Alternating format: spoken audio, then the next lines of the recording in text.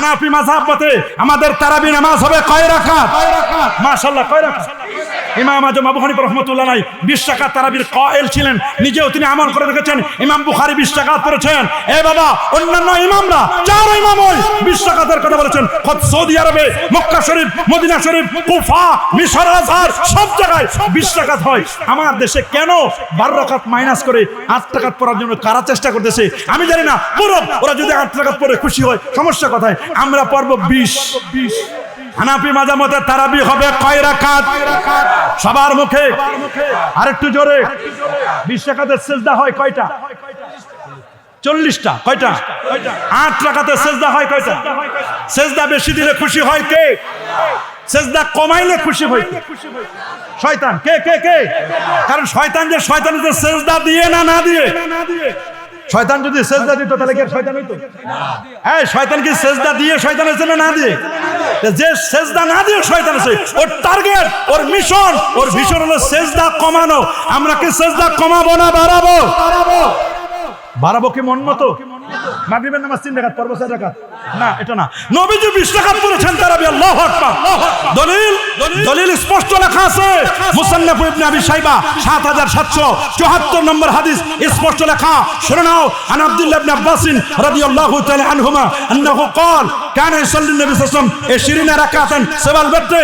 আল্লাহ নবী 20 রাকাত তারাবি পড়তেন, 3 রাকাত বেতের পড়তেন। আল্লাহু আকবার, আল্লাহু আকবার। আমাদের তারাবি হবে 20, বেতের হবে 3 রাকাত। ইকামতে যখন হাইয়া আলাস সালাহ বলবে, হাইয়া আলাল ফালাহ বলবে, তখন আমরা দাঁড়াবো। ইকামতে হাইয়া আলাস সালাহ, হাইয়া আলাল ফালাহ, ইয়াকুমুল ইমাম ওয়াল কওম ইনদা হাইয়া আলাস সালাহ, ইনদা হাইয়া আলাল ফালাহ। শুনুন, আল ফাতওয়া স্পষ্ট করে, আল ফাতওয়া আল হিন্দিয়া, ফাতওয়া হিন্দি আলমগীরি, তারপর বাদাইউস সুনাহ ইমাম কাসানিও বলে দিয়েছেন। সমস্ত ফাতওয়ার কিতাবগুলোতে শরহুল বেকায়ার মধ্যে লিখে দেওয়া আছে, হাসিয়ার মধ্যে, ইকামতে হাইয়া আলাস সালাহ, হাইয়া আলাল ফালাহর সময় দাঁড়াবো। এটাই মুস্তাহাব তরিকা। আল্লাহু আকবার বলেন। আরে বলবেন আল্লাহু আকবার। ইমাম যখন কেরাত পড়বে, ইমাম কেরাত পড়লে আমাদের আর কেরাত লাগবে? হানাফি মাযহাব মতে ইমামের পিছনে কেরাত পড়া মাকরুহে তাহরিমি। বলেন, ইমামের পিছনে কেরাত পড়া কি? অন্য ইমামে আপনি পড়েন, কোনো আপত্তি নাই। আমাদের মাযহাবের ইমাম ইমাম আজম আবু হানিফা দলিল কি? দলিল দুইটা, একটা কোরআন মাজিদ থেকে আর একটা হাদিস থেকে। সুবহানাল্লাহ বলেন। কোরআনের দলিল সূরাতুল আরাফ, সূরাতুল আরাফ 204 নম্বর আয়াত। আল্লাহ রাব্বুল আলামিন বলেন, ওয়া ইদা কুরিয়াল কুরআন ফাসতামিউ লাহু ওয়া আনসিতু লাআল্লাকুম তুরহামুন। নামাজে যখন কিরাত পড়া হবে, ওয়া ইদা কুরিয়াল কুরআন, নামাজে যখন কিরাত পড়া হবে, ওয়া ইদা কুরিয়াল কুরআন ফাসতামিউ, গভীর মনোযোগ দিয়ে শুনো।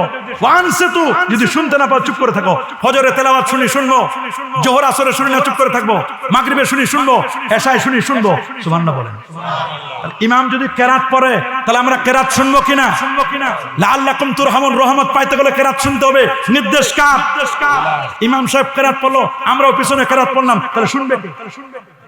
আল্লাহ বলেন, ওয়াইজা কুরিয়াল কুরআন ফাসতামিউ, গভীর মনোযোগ দিয়ে শুনতে বসেন। তা আপনি তো আল্লাহর কথা বাদ দিলেন। বলবেন, হুজুর এই আয়াতটা কি বাইরে নয়? বাইরে নয়। আব্দুল্লাহ ইবনে আব্বাস রাদিয়াল্লাহু তাআলা আনহু বলেন, নাযালাত ফিস সালাত, এটা নাজিল হয়েছে নামাজকে কেন্দ্র করে। সুবহানাল্লাহ বলেন। কি কেন্দ্র করে? নামাজকে কেন্দ্র করে। নামাজে যখন কোরআন মাজিদ তেলাওয়াত করবে তখন তোমরা শুনবো কিনা? রাসূলুল্লাহ বলে দিয়েছেন আরেকটা দলিল, কিরাআতুল ইমাম কিরাআতুল লিল মুক্তাদি, ইমামের কিরাতটাই হচ্ছে মুক্তাদির কিরাত। সুবহানাল্লাহ বলেন। কিরাআতুল মুক্তাদি, কিরাআতুল লিল ইমাম কিরাআতুল লিল মুক্তাদি, ইমামের কিরাত হচ্ছে মুক্তাদির কিরাত। সহিহ মুসলিমের মধ্যে হাদিস, ইজা ক্বারাআল ইমাম, ইমাম যখন কিরাত পড়বে, ফাআনসিতু, তোমরা চুপ করে থাকো। আল্লাহু আকবার। এই ইমাম কিরাত পড়লে আমরা কি করব? চুপ করে থাকবো। নির্দেশ কার? রাসূলুল্লাহ। কার নির্দেশ? আর আল্লাহ বলে দিয়েছেন নামাজে যখন কিরাত পড়া হবে তখন তোমরা গভীর মনোযোগ দিয়ে শুনবে। এটা হলো আমাদের পক্ষের হাদিস। আরো কম করে 40টা হাদিস আমার মুখস্থ আছে, কিন্তু আমি এখন বলবো না। এখন বিপক্ষের হাদিস বলবো। বিপক্ষ হলেন আমার ভাইরা কি বলেন জানেন? কয় লা সালাতা ইল্লা বিফাতিহাতিল কিতাব, সূরা ফাতিহা ছাড়া কোনো নামাজ নাই। আমরাও বলি সূরা ফাতিহা ছাড়া নামাজ নাই। মান্নাম ইয়াকরাবে ফাতিহাতুল কিতাব, যে নামাজের মধ্যে সূরা ফাতিহা পড়বে না, ফাসালাতুহু খেদাজুন ইয়ানি গায়রা তামাম, তার নামাজটা বাতিল হবে যে সূরা ফাতিহা পড়বে না। এই দেশ হক্কানি ওলি আউলিয়ার বাংলাদেশ, এটা শাহজালালের বাংলাদেশ, এটা শাহপুরানের বাংলাদেশ, এটা শাহ মাকদুমের বাংলাদেশ, এটা খান জাহানারীর বাংলাদেশ। শাহনাসার শাহ সালেহ এই আবাদ করছেন ফুরফুরা, সারসিনা সহ, সোনাকান্দা, দলগোদা, দরবার শরীফ সহ হক্কানি ওলি আউলিয়ারা এই দেশকে আবাদ করেছেন। আলেম ওলামারা খিদমত করে যাচ্ছেন, ঠিক কিনা? এই জন্য হক্কানি ওলি আউলিয়া পীর বুজুর্গদেরকে এই জমিন থেকে উঠায় দেওয়ার কোনো সুযোগ নাই। চার মাযহাবের চার ইমাম তারা পীরপন্থী ছিলেন। মাযহাবিরা কি ছিলেন? ইমাম আজমের দুইজন পীর ছিল, ইমাম জাফর সাদেক আর ইমাম বাকের রহমাতুল্লাহ আলাইহি। ইমাম মালিকেরও পীর ছিল, সুবহানাল্লাহ বলেন। ইমাম আহমদ বিন হাম্বলের পীর ছিল আবু হামজা বাগদাদি, সুবহানাল্লাহ সুবহানাল্লাহ। ইমাম শাফির পীর ছিল। এইজন্য আপনাকে বুঝতে হবে আমরা মাযহাব মানব কিনা। হানাফি মাযহাব মতে, শুনে নাও, হানাফি মাযহাব মতে আমরা হাত তুলবো কোন পর্যন্ত? কানের লতি। কোন পর্যন্ত? সবাই বলেন কোন পর্যন্ত? কানের লতি পর্যন্ত। হ্যাঁ, আমি বলছি, আপনারা খেয়াল করে শুনবেন। এই পর্যন্ত হাদিস আছে, কাঁধ পর্যন্ত হাদিস আসছে, আবার বুক পর্যন্ত আছে। কোন পর্যন্ত? বুক, কাঁধ, কানের লতি। কয়টা হলো? জোরে বলেন, আরো জোরে। একটা হলো বুক, কাঁধ, আরটা কি? তিনটা হাদিস আসছে। আপনি তিনটা হাদিস মানবেন কয়টা? এমন একটা মানতে হবে যাতে করে আরেকটা বাদ না যায়। কি বলেন? এমন একটা মানতে হবে যাতে করে আরেকটা বাদ। আপনি যদি এই পর্যন্ত হাত বাঁধেন তাহলে আপনার এইখানে কাঁধটা বাদ যাবে। বুক পর্যন্ত উঠাইছেন, কোনটা বাদ যাবে? কাঁধ। আর কান, কানের লতি এটাও। আপনি যদি এই পর্যন্ত উঠান তাহলে নিচেরটা বাদ যাবে, উপরেরটা বাদ যাবে, দুইটা বাদ গেল। কিন্তু আপনি যদি এই পর্যন্ত উঠান তাহলে এইটাও হলো, এইটাও হলো, এটাও হলো, তিনটা হয়ে গেল। আল্লাহু আকবার। এই জন্য তো আমরা বলি হানাফি মাযহাবকে কেন আমরা শ্রেষ্ঠ বলি। তবে এ নিয়ে দ্বন্দ্ব করা যাবে না। হাত বাঁধালে যদি আমরা দ্বন্দ্ব করি, হাত উঠা নিয়ে যদি দ্বন্দ্ব করি, সমাজের মধ্যে ফিতনা বাড়বে না কমবে? কি বলেন, কমবে না বাড়বে? বাড়বে। আল ফিতনাতু আশাদ্দু মিনাল কাতল। সমাজের মধ্যে ফিতনা সৃষ্টি করা সমাজের খুনি ব্যক্তির চেয়ে অপরাধী। এই জন্য আমরা হাত বাঁধবো কোন জায়গায়? হানাফি মাযহাব বলতে হাত বাঁধবো কোন জায়গায়? ওয়াদুলা কুফে আলালা কুফে তাহতা সুররা, নাভির নিচে আমরা হাত বাঁধবো। আমরা নাভির নিচে হাত বাঁধতে চাই কি চাই না? এটা আমাদের সহিহ সুন্নাহর কাছে। কেউ যদি এখানে বাঁধে, বাঁধক, ওর হিসাবও দিবে। ওর যদি দলিল থাকে, সে দলিল অনুযায়ী বাঁধক না কেন, আমরা তাকে কখনো গালি দেব? কি বলে আমরা গালি দেব? দুই পায়ের মাঝখানে আমরা দাঁড়াবো, কয় আঙ্গুল ফাঁক থাকবে? আরো জোরে, সবার মুখে কয় আঙ্গুল ফাঁক থাকবে? 4 আঙ্গুল ফাঁক রাখবো আমরা। কেউ যদি মোটা সোটা হয়, স্পেস অনুযায়ী স্পেস নিয়ে উনি সুবিধা মতো যেভাবে মন চায় দাঁড়াতে পারবেন। আমরা হানাফি মাযহাব মতে আমরা বেতন নামাজ পড়বো কয় রাকাত? আরো জোরে, সবার মুখে কয় রাকাত? কেউ 1 রাকাত পড়ে, পড়ুক, ওর হিসাবও দিবে। ইউসাল্লুনা আলান নবী ইয়া আইয়ুহাল্লাযীনা আমানু সাল্লু আলাইহি ওয়া সাল্লিমু তাসলিমা। আল্লাহ, এটা উঠাই দাও বাবা, একটু উঠাই দাও। মাওলানা মুহাম্মদ ওয়া আলা আলি সাইয়্যিদিনা।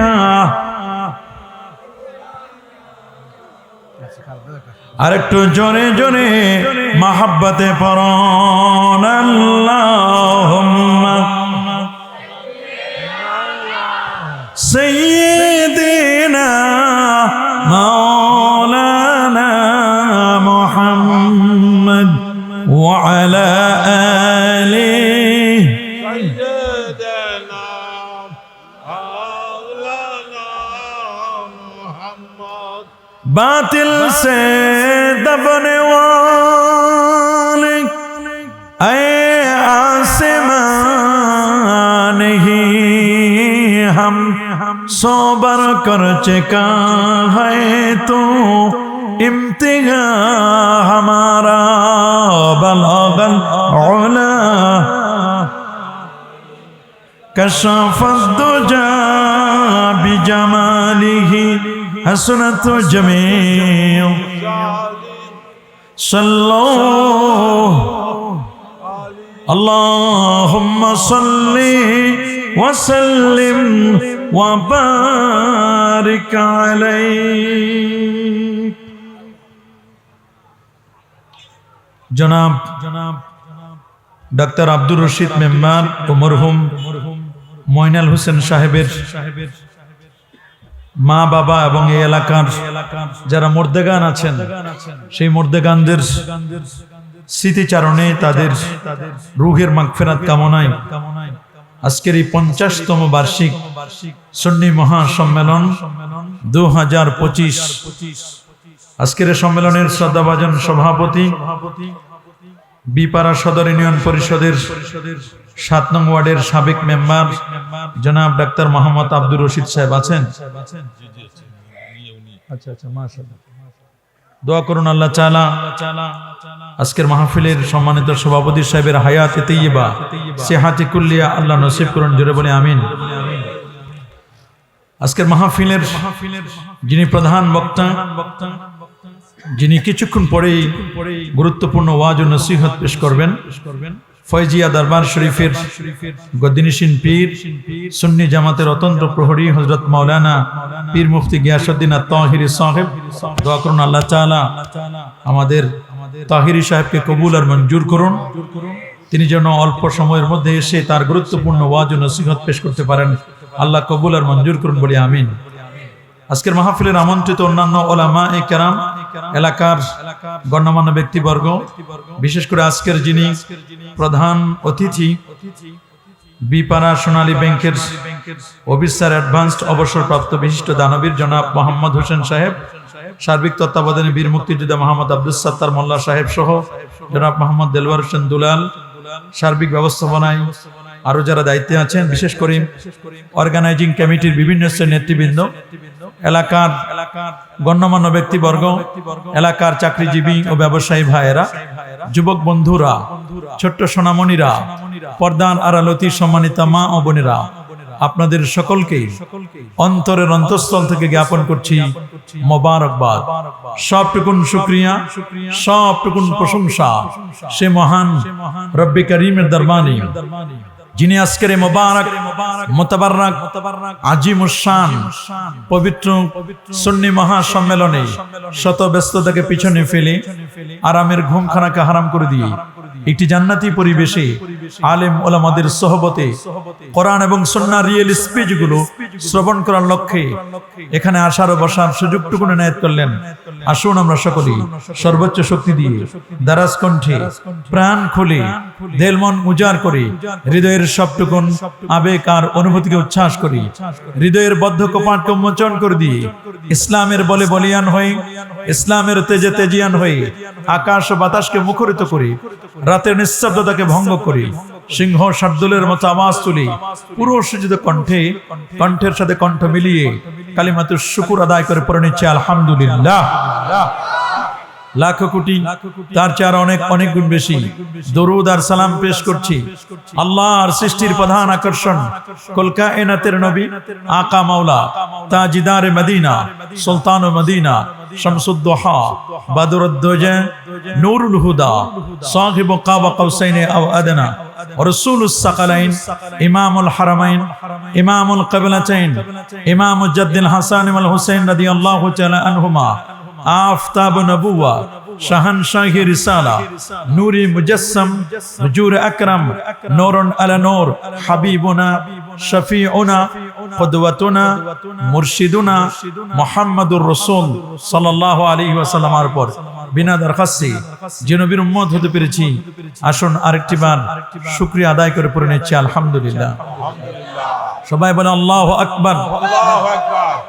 প্রিয়সুধী, আপনারা দেখেছেন পোস্টার এবং হ্যান্ডবিলের মাধ্যমে আমাকে নির্ধারিত একটি বিষয়ে কথা বলার জন্য বলা হয়েছে, আর তা হচ্ছে মাযহাব মানার গুরুত্ব নিয়ে। আমরা ইনশাআল্লাহ এই বিষয়ে আলোচনা শুনবো। আল্লাহ তাআলা যেন আমাদেরকে আলোচনা করবার, আপনাদেরকে অত্যন্ত মনোযোগের সাথে কথাগুলো শ্রবণ করবার, যা বলবো আর যা শুনবো তা যেন বাস্তব জীবনে আমরা প্রতিফলিত করতে পারি। আল্লাহ আমাদের সবাইকে কবুল আর মঞ্জুর করুন বলে আমিন। প্রথমে আমরা জানবো মাযহাবটা কি, এটা আগে আমরা প্রথমে জানবো। মাযহাব মাযহাব শব্দের অর্থ হলো চলার পথ। বলেন মাযহাব মানে কি? মাযহাব শব্দের অর্থ হলো চলার পথ।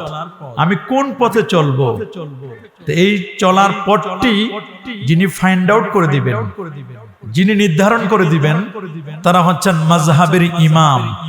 বলেন তারা কি? আমি একটি পথ চিনি না, এই পথটাকে যিনি চেনাই দিলেন তিনি কি কোনো অন্যায় করলেন? তা আমি কোরআন এবং সুন্নাহর পথটি আমি চিনতাম না, তা আমি কোরআন এবং সুন্নাহর পথটি না চেনার কারণে আমাকে হানাফি, শাফি, মালিকি, হাম্বলি চার মাযহাবের চারজন ফাউন্ডার, চারজন ইমাম, তারা আমাকে এই পথটি চিনিয়ে দিয়েছেন। তারা কি কোনো অন্যায় করেছেন? মনে রাখবেন মাযহাব হলো চারটি। কয়টি? সবাই বলেন, আমার সাথে পড়েন। হানাফি, শাফি, মালিকি, হাম্বলি। কয় মাযহাব?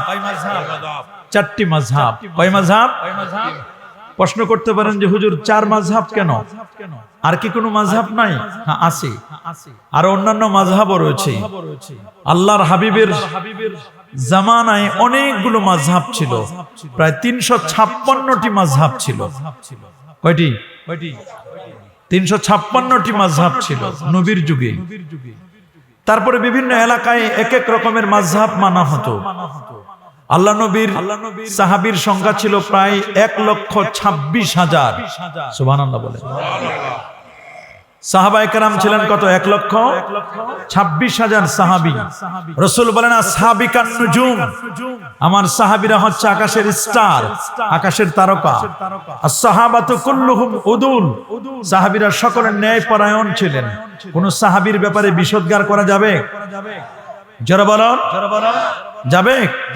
সাবধান করে দিয়েছেন আল্লাহ, আল্লাহ ফি আসহাবি লা তাত্তাখিজুহুম গারাদা ফামান আহাব্বাহুম ফাবিহুব্বি আহাব্বাহুম ওয়া মান আবগাদাহুম ফাবিবুগদি আবগাদাহুম ওয়া খায়রু উম্মতি কারনি সুম্মা আল্লাযীনা ইয়ালুনাহুম সুম্মা আল্লাযীনা ইয়ালুনাহুম। আল্লাহর হাবিব বলেন তোমরা আল্লাহকে ভয় করো, আল্লাহকে ভয় করো, আল্লাহকে ভয় করো।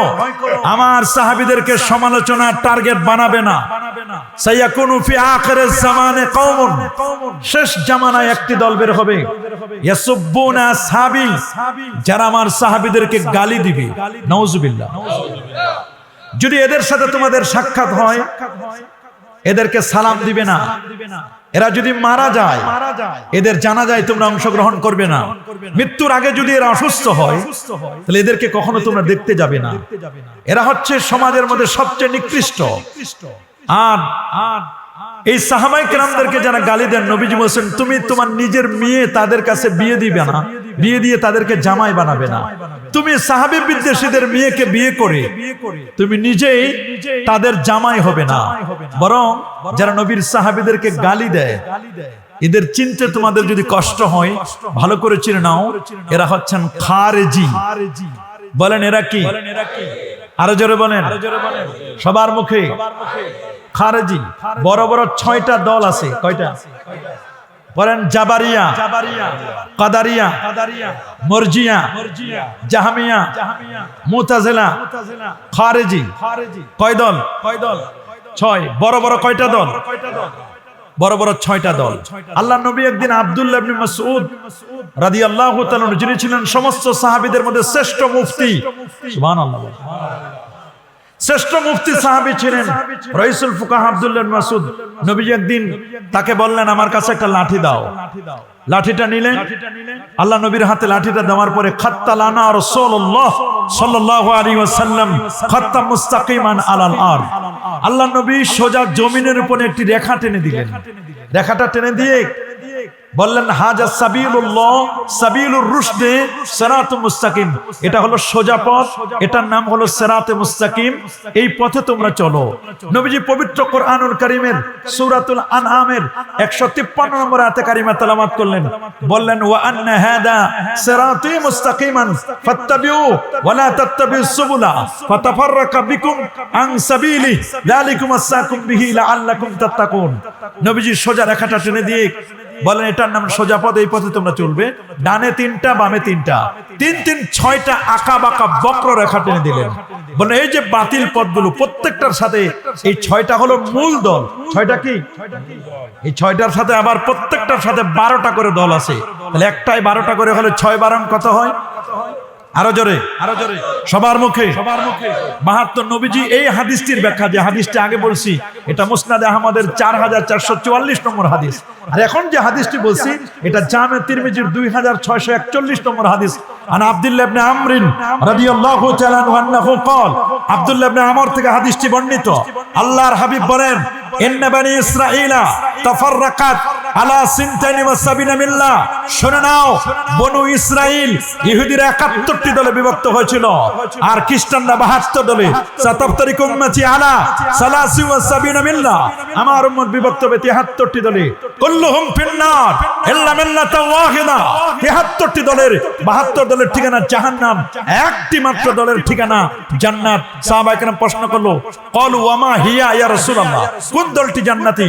নবী বলেন, মা আনা আলাইহি ওয়া আসহাবি, আমি নবী যেই পথে চলি, আমার পথ এবং আমার সাহাবীদের পথ, নবীর পথ এবং নবীর সাহাবীদের পথ, এই পথ মত পথ যারা চলবে তারাই হচ্ছে জান্নাতি। আল্লাহু আকবার বলেন। নবীর পথ মানে সুন্নাহর পথ। ওয়াল জামাআ, আহলুস সুন্নাহ ওয়াল জামাআ, জামাআ মানে জামাআতুম মিনাস সাহাবা, সাহাবায়ে কেরামের জামাত, সাহাবায়ে কেরামের দল, এটা হলো হক দল। আল্লাহু আকবার। যদি দেখেন পৃথিবীর মধ্যে কোন দল নবীর সাহাবীদেরকে গালি দেয়, নবীর সাহাবীদের বিসর্জন করে, যদি দেখেন কোন দল নবীর সাহাবীদের ব্যাপারে বাজে মন্তব্য করে যে তারা মেয়ার নয়, সত্যের মাপকাঠি নয়, নবীর সাহাবীদেরকে যদি মানতে পারে না, বুঝবেন বাতিল চেনার জন্য কিছুই লাগবে না। এটাই সবচেয়ে বড় আলামত, সিম্পটম। যদি কোন দল নবীর সাহাবীদেরকে গালি দেয়, বুঝবেন এখানে ভেজাল আছে, এই দল সঠিক দল নয়। আমরা খারেজিদেরকে সাপোর্ট করি না, কারণ হলো খারেজিদের একটা বৈশিষ্ট্য হলো খারেজিরা আমার নবীর সাহাবীদেরকে পছন্দ করে না। এদের একটা বড় পরিচয় হলো এরা হলো গোস্তাখে রাসূল, গোস্তাখে সাহাবা, নবীর বিসর্জন করে, সাহাবীদের বিসর্জন করে।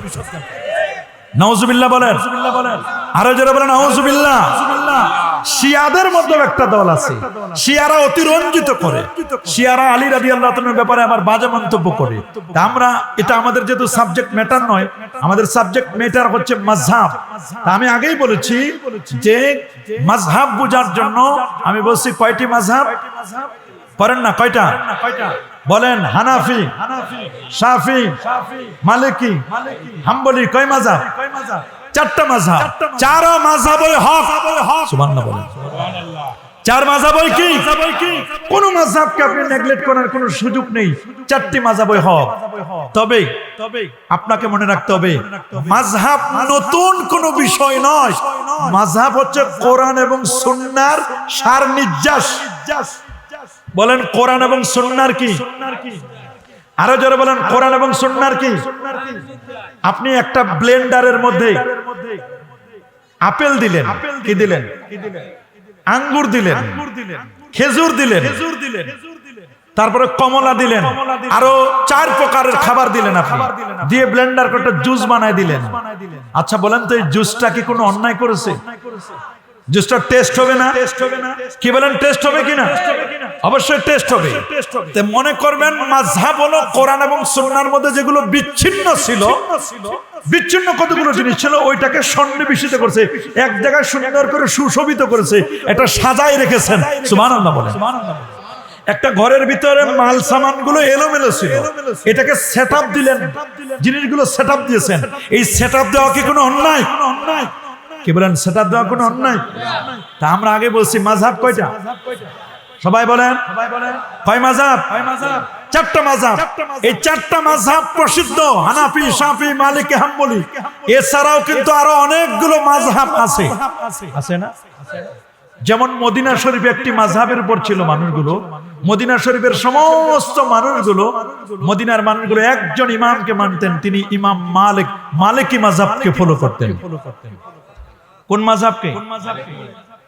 মক্কা শরীফে একজন ইমামকে তারা মানতেন। হযরতে মক্কা শরীফে আগে হযরতে ইমাম আজম আবু হানিফা রাহমাতুল্লাহ আলাইহি তো কুফার। মক্কা শরীফে যে মাযহাবটি মানতেন তারা হচ্ছে আব্দুল্লাহ ইবনে আব্বাস রাদিয়াল্লাহু তাআলার মাযহাব। সুবহানাল্লাহ বলেন। আব্দুল্লাহ ইবনে আব্বাস রাদিয়াল্লাহু তাআলার মাযহাবকে তারা মানতেন। কেউ যদি মক্কার কোনো ফতোয়া লাগতো আব্দুল্লাহ ইবনে আব্বাস রাদিয়াল্লাহু তাআলা আনহুর কাছে যেতেন। সুবহানাল্লাহ বলেন। সেই সময় কুফার সাহাবা ইকরামদের মধ্যে মাযহাব ছিল, কুফায় সবাই একজনকে মানতেন, তিনি হচ্ছেন রাইসুল ফুকাহা আব্দুল্লাহ ইবনে মাসউদ রাদিয়াল্লাহু তাআলা আনহু। আল্লাহু আকবার বলেন। মিশরে সবাই মানতেন হযরত আবু হুরায়রা রাদিয়াল্লাহু তাআলার মাযহাব। কার? আবু হুরায়রা রাদিয়াল্লাহু তাআলা নবীর সাহাবায়ে কেরামদেরকে এক একজনকে এক এক জায়গায় নবীজি সাহাবায়ে কেরামদেরকে পাঠিয়ে দিয়েছিলেন। ইয়ামানে একটি মাযহাব মানা হতো, সেটা হচ্ছে মুআয ইবনে জাবাল রাদিয়াল্লাহু তাআলা আনহুর মাযহাব। তাহলে মাযহাব কি নতুন বিষয় না সাহাবায়ে কেরামের যুগেও ছিল? কি বলেন, মাযহাব সাহাবায়ে কেরামের যুগে ছিল না? কি ছিল না? কুফার যত মানুষ, সমস্ত মানুষগুলো, কুফা নগরীর মানুষগুলো একটা মাযহাব মানতেন, আব্দুল্লাহ ইবনে মাসউদের মাযহাব। সুবহানাল্লাহ বলেন। মদিনা শরীফের মানুষগুলো মানত হযরত ইমাম মালিক রাহমাতুল্লাহ আলাইহির মাযহাব। আল্লাহু আকবার। সেখানে ইমাম মালিক রাহমাতুল্লাহ আলাইহিকে তারা মাযহাব হিসেবে মানতেন। আর ইমাম মালিকের উস্তাদ ছিল আব্দুল্লাহ ইবনে ওমর। সুবহানাল্লাহ বলেন। আল্লাহু আকবার বলেন। এইরকম প্রত্যেকটা জায়গায় কিন্তু এরকম মাযহাবের অনুসারী তারা কিন্তু প্রত্যেক ইমামগণ প্রত্যেকে তার আগের ঊর্ধ্বতন যারা ছিলেন তারা প্রত্যেকেই সাহাবী ছিলেন। সুবহানাল্লাহ। আল্লাহর নবীর আমরা যে বলি আমাদের সমাজে মাযহাব নিয়ে গ্যাঞ্জাম হয় কেন? সমস্যাটা হলো এই যে আমরা বলি যে আমরা কোরআন মানবো, হাদিস মানবো, অন্য কিছু আমরা মানবো না, বলি কি না? তারা আমাদেরকে দলিলও দেয়। দলিল দেয় কি? যে রাসূলুল্লাহ বিদায় হজ্জের ভাষণে বলেছিলেন, আইয়ুহান নাস তারাকতু ফিকুম আমরাইন লান তাদিল্লু মা ইন তামাসসাকতুম বিহিমা কিতাবাল্লাহ ওয়া সুন্নাত রাসূলি। নবীজি বলে দিয়েছিলেন, শোনো হে মানব জাতি, আমি তোমাদের মাঝে দুটো জিনিস রেখে যাচ্ছি। এই দুটো জিনিসকে যতদিন পর্যন্ত তোমরা আঁকড়ে ধরবে ততদিন পর্যন্ত তোমরা গোমরা হবে না, পথভ্রষ্ট হবে না। যার একটা হলো আল্লাহর কোরআন, আরেকটা হলো আমি নবীর আদর্শ সুন্নাহ। সুবহানাল্লাহ। কোরআন মানবে, হাদিস মানবে। এই হাদিসকে কেন্দ্র করে আমার দেশের একদল ভাই বলেন আমরা কোরআন মানি, হাদিস মানি, অন্য কিছু মানি না। কথাটা কিন্তু খুব সুন্দর, কোরআন মানি, হাদিস মানি, অন্য কিছু। সুন্দর কথা, কোরআন মানবো, হাদিস মানবো। প্রশ্ন হচ্ছে কোরআন এবং হাদিস আপনি বুঝেন কি বুঝেন না? কোরআন হাদিস পড়তে পারেন কি পারেন না? এটা আমাদের জানার বিষয়। আপনারা এখানে যারা আছেন আপনারা কি সবাই কোরআন হাদিস পড়তে পারেন? পারেন? হয়তোবা কেউ পড়তে পারেন, আপনি জের জবর পেশ আছে আপনি পড়তে পারেন কোরআন মাজিদ, অথবা হাদিসও জের জবর পেশ দিলে আপনি পড়তে পারেন। কিন্তু আমরা যেগুলো ক্লাসে পড়াই, বুখারী, মুসলিম, তিরমিজি, আবু দাউদ, নাসাই, ওটা জের জবর পেশ নাই। এগুলো যদি বের করে দেওয়া হয় পারবেন পড়তে? আলেম ওলামা ছাড়া, বিজ্ঞ আলেম ছাড়া সাধারণ আলেমরাও তো এগুলো পড়তে পারবে না। পারবে নাকি? এটা তো হলো কেবলমাত্র পড়া, পড়ার পরে এটার অনুবাদ করা। কি করা? অনুবাদ করা, অনুবাদ বাংলায় ট্রান্সলেট করা, অনুবাদ করার পরে এটা বুঝা, বুঝার পরে এখান থেকে মাসআলা মাসাইল বের করা। আপনারা বলেন আপনারা কোরআন হাদিসে মাসলা মাসাইল বের করতে পারবেন? আমরাই তো পারি না। আমরা পারি? আমরাই তো পারি না। আমরাই যেখানে পারি না সেখানে সাধারণ মানুষের তো প্রশ্নই আসে না। আমরা কি আমাদের চেয়ে বড় বড় হাসছি যারা, তারাও তো এরকম পারে না। শাহ ওয়ালিউল্লাহ মুহাদ্দিস দেলভী রাহমাতুল্লাহ আলাইহি 14 বছরের লেখাপড়া শেষ করেছেন তিনি। সুবহানাল্লাহ। আল্লাহু আকবার বলেন। এত বড় পণ্ডিত ছিলেন শাহ ওয়ালিউল্লাহ মুহাদ্দিস দেলভী রাহমাতুল্লাহ আলাইহি। উনি একবার চিন্তা করলেন যে আমি মাযহাব মানব না, নিজে কোরআন হাদিস থেকে মাসআলা মাসাইল বের করব। উনি 3 মাস পর্যন্ত চেষ্টা করে 20-25টা মাসলা মাসাইল বের করেছেন। পরে দেখলেন এর চেয়ে কোটি কোটি গুণে ভালো মাসআলা উনি যা বের করেছেন তার চেয়ে কোটি কোটি গুণে ভালো বের করে রেখে দিয়েছেন ইমাম আজম আবু হানিফা রাহমাতুল্লাহ।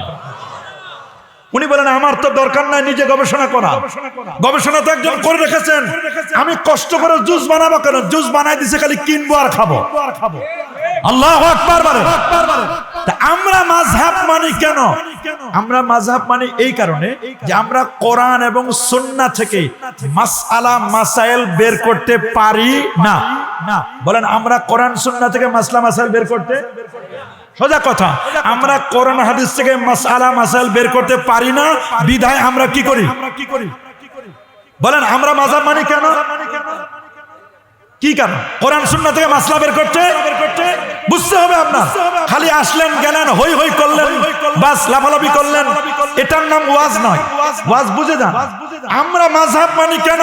কোরআন সুন্নাহ থেকে মাসলা মাসাইল বের করতে পারি। আমি ড্রাইভার রাখছি কেন? আমি গাড়ি চালাইতে পারি না, পারলেও আমার সময় নেই। কথা বলে। আমি মাছ বাজার থেকে কিনে খাই কেন? এই জন্য আমি কিনে খাই, যেহেতু আমার এত সময় নাই যে পুকুরে নদীতে গিয়ে রাত বিরাতে মাছ ধরবো। আমি যদি মাছ ধরতে যাই তো মাহফিলে ওয়াজ করবে কে? কথা বলেন। আমি সুন্দরবনে গিয়ে মধু কিনে, সুন্দরবনে গিয়ে আমি মধু কাটতে পারি না, মধুর চাক থেকে মধু ডাইরেক্ট বের করতে পারি না। কারণ কি? আমার সময় নাই। এই জন্য আমি মধু বাজার থেকে কিনে খাই। কথা বলেন। আমি কোরআন হাদিস থেকে মাসআলা মাসাইল বের করতে পারি না, এই জন্য আমি মাযহাব মানি।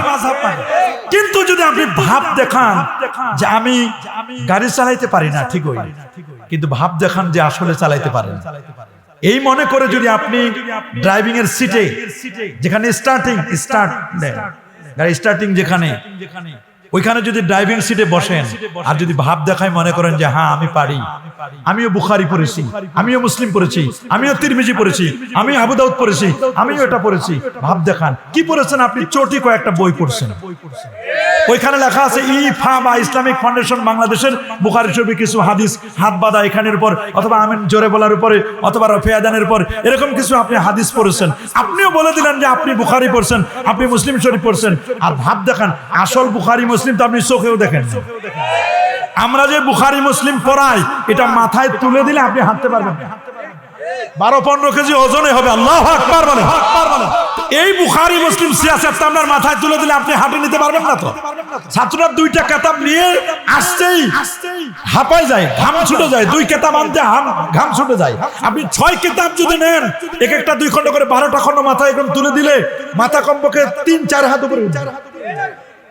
এতগুলো কিতাব, আমরা এই কিতাবগুলো বুখারী, মুসলিম, তিরমিজি, আবু দাউদ, নাসাই, ইবনে মাজাহ, যে এই কিতাবগুলো আপনি পড়ার কোনো খবর নাই, কিন্তু আপনিও ভাব দেখান যে আপনিও বুখারী পড়ছেন, মুসলিম পড়েছেন। ভাব দেখাই স্টার্টিং এ বসলেন, আপনি গাড়ির সিটে বসলেন, আপনি সবাইকে নিয়ে পিছনে বসালেন, বলেন যে আমি গাড়ি চালাইতে পারি। আসলে আপনি চালাইতে আপনি এবার যেখানে ব্রেক আছে আর পিকআপ আছে, যেখানে পিকআপ ওইখানে ব্রেক, পিকআপে চাপ দিলেন, ব্রেকে চাপ দেন নাই, পিকআপে এমন চাপ দিচ্ছেন গাড়ি গেছে খালে, নিজেও শেষ, গাড়িও শেষ, ড্রাইভারও শেষ, যাত্রীও শেষ। কথা বলেন, যারা জানেন এইরকম সমাজের মধ্যে এখন চলে কি চলে না? এখন বলতে পারেন যে হুজুর আপনারা মাসলা মাসাইল বের করতে পারেন না। আরে বাবা, আমরা আর কি বের করব? ইমাম বুখারী তিনি নিজেও মাযহাবী ছিলেন না লামাযাবী? মাযহাব মানা যদি বেদাত হয়, বলেন মাযহাব মানা যদি বেদাত হয়, তাহলে ইমাম বুখারী সবচেয়ে বড় বেদাতি। কে বড় বেদাতি? ইমাম বুখারী। কারণ ইমাম বুখারী মাযহাব মানতেন। কে বলেন ইমাম বুখারী হাম্বলি মাযহাব মানতেন? কোন মাযহাব? কেউ বলছেন যে না উনি হাম্বলি না, উনি শাফি মাযহাব মানতেন। তাও তো একটা মানতেন, হয় হাম্বলি না হয় কি? ইমাম তিরমিজিও মাযহাব মানতেন, ইমাম আবু দাউদ তায়ালিসি তিনিও মাযহাব মানতেন, ইমাম ইবনে মাজাহ আল কাযবিনী তিনি মাযহাব মানতেন। সুবহানাল্লাহ বলেন। তাহলে সবাই তো মাযহাব মানছেন। ইমাম মুসলিম তিনি ইমাম বুখারীর ছাত্র, তিনিও মাযহাব মানতেন। সিয়াসত তার সবাই মাযহাব মানে। হাফিজুদ দুনিয়া, পৃথিবীর শ্রেষ্ঠ আলেমদের একজন হচ্ছেন আল্লামা হাফেজ ইমাম ইবনু হাজার আসকালানী রাহমাতুল্লাহ আলাইহি, যিনি 852 হিজরির আলেম, এত বড় পণ্ডিত, যিনি ইবনু হাজার আসকালানী আর শাফি মাযহাবে, তিনিও শাফি মাযহাব মানতেন। শাইখুল ইসলাম ইবনে তাইমিয়া সাহেব, উনি মাযহাব মানতেন, উনি হাম্বলি মাযহাব, উনার বাবা মাযহাব মানতেন। আব্দুল ওয়াহাব নজদি, যাকে আমরা আব্দুল ওয়াহাব ওয়াহাবি বলি, এই আব্দুল ওয়াহাব নজদি তিনিও মাযহাব মানতেন। নাসিরউদ্দিন আলবানী, উনি ঘড়ির মেকার ছিলেন, উনার জীবনীর মধ্যে আসে উনার বাবা হানাফি মাযহাব মানতেন। মাযহাব মানে না কি? বাংলাদেশের খুব গুটি কয়েক মানুষ, কয়েকজন আছে যারা মাযহাবকে বিশ্বাস করে না। যারা বলে আমরা মাযহাব মানি না, তারা আরো বেশি মাযহাব মানে।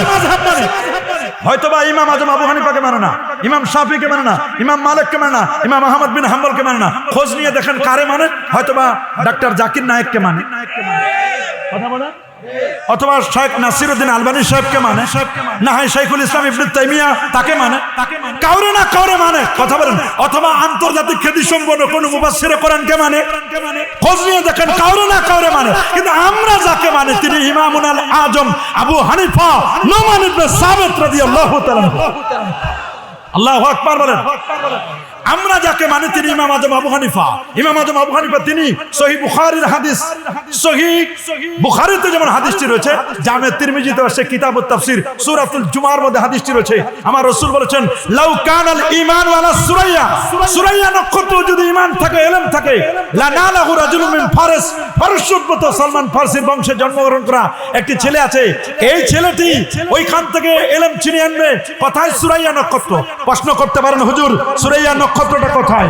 সুরাইয়া নক্ষত্র হলো, মনে রাখবেন, পৃথিবী থেকে 51,05,00,000 বর্গ কিলোমিটারের বিশাল পৃথিবী।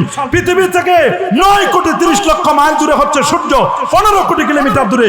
তার থেকে আরো বড় বেটলজিয়াস তারকা, বেটলজিয়াস তারকা থেকে 45 কোটি গুণ বড় একটা তারকা ওয়াইএক্স স্কুটি, তার চেয়ে আরো বড় Nova, supernova, Proxima সেন্ট্রাই, Andromeda Galaxy, তার চেয়ে আরো বড় ব্ল্যাক হোল, তার চেয়ে আরো বড় প্রথম আকাশ, দ্বিতীয়, তৃতীয়, চতুর্থ, সপ্তম আকাশের পর হলো সিদরাতুল মুনতাহা, তার পাশে হলো সুরাইয়া নক্ষত্র।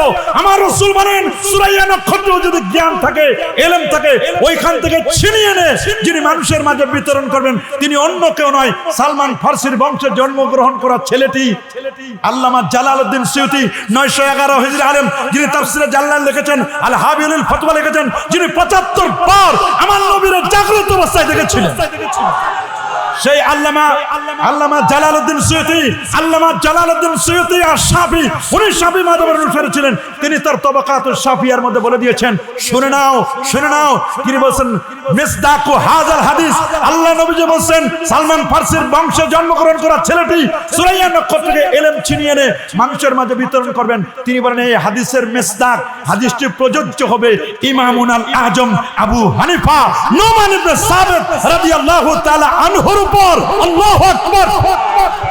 আমরা বলি নাই শাফি মাযহাবের পণ্ডিত তিনি বলে দিয়েছেন, উনি শাফি মাযহাবের হয়েও হাদিসের ব্যাখ্যায় তিনি বলেন যে হাদিসের মিসদাক হবে ইমামুল আজম আবু হানিফা, যিনি 8 জন সাহাবীর সাক্ষাৎ পেয়েছিলেন, 100 বার আমার আল্লাহকে স্বপ্নে দেখেছিলেন, যিনি রমজান কারিমে 61 খতম কোরআন মাজিদ তেলাওয়াত করতেন, আমার নবী রওজা মুবারাকা, যিনি 55 বার নবীজি রওজা মুবারাকা জিয়ারত করেছিলেন, 80 হিজরিতে জন্ম, 150 হিজরিতে তার ইন্তেকাল, 300 তাবি থেকে যিনি জ্ঞান লাভ করেছিলেন, যিনি কোরআন এবং সুন্নাহ থেকে 12,70,971টি মাসআলা বের করেছেন। এত বড় পণ্ডিত আবু হানিফা, বুদে ইমামে বাসাফা, আসরাজে উম্মতানে মুস্তাফা, সাহেব মজমুর, ইউসুফ কাজী সুদা, ওয়াজ মুহাম্মদ জুলমে নানরা জি সুদা। এত বড় পণ্ডিত যিনি 2 রাকাত নামাজে 1 খতম কোরআন মাজিদ তেলাওয়াত করত, 90,000 যার ছাত্র, 6,500 যার উস্তাদ ছিল, এমন একজন ব্যক্তি ইমাম আজম আবু হানিফাকে আমরা মানি। আমরা জাকির নায়ককে মানি না, নাসিরউদ্দিন আলবানী সাহেবকে মানি না, শাইখুল ইসলাম ইবনে তাইমিয়াকে মানি না, আমরা মানি ইমাম আজম আবু হানিফাকে। এই জন্য মনে রাখবেন, মাযহাব মানা খারাপ কাজ নয়, মাযহাব মানা এটা কখনো কখনো আবশ্যক হয়ে যায়। সুবহানাল্লাহ, আল্লাহু আকবার। কারণ অনেক বিষয় আছে যেটা আপনি মাযহাব ছাড়া চলতে পারবেন। শরীয়তের 100% মাসআলার 88% মাসআলা কোরআন এবং সুন্নাত, আর 12% মাসআলা, এটা মনে রাখবেন 12% মাসআলা হলো গবেষণামূলক মাসআলা। কি মূলক? আরো জোরে বলেন, কি মূলক? তার মাযহাব মানে চলার পথ। বলেন মাযহাব মানে কি? আমরা ডাক্তার দেখাই কিনা? বলেন প্রেসক্রিপশন নেই কিনা? প্রেসক্রিপশন নেই না কেন? প্রেসক্রিপশন নেওয়ার দরকার কি? আমার তো ফার্মেসি আছে, ফার্মেসিতে ওষুধ আছে, খালি কিনবো আর খাবো আর মরবো।